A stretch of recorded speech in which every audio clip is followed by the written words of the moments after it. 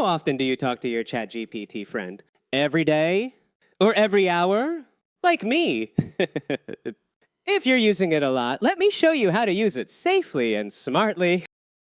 Tip number 1, check your data sharing on your phone. Open the ChatGPT app, tap the top right icon, then your name at the bottom. Now tap the 3 little dots, go to settings, and then data controls. You'll see a switch that says help improve ChatGPT.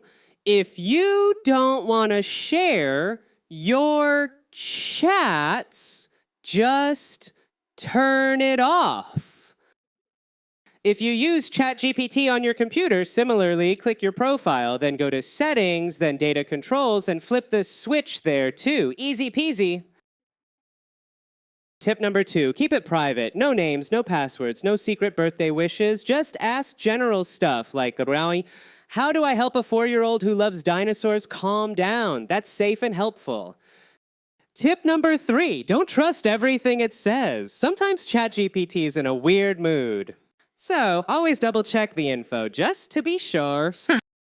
Tip number 4, ask good questions. The more specific you are, the better the answer you'll get. Like instead of help with tantrums, say, what can I do when my kid cries about leaving the playground? See, way clearer.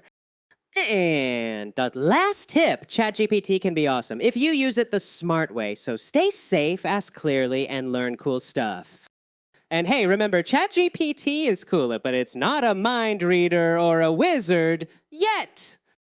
Most importantly, it still cannot help fold laundry or do my homework, so I'm not that impressed.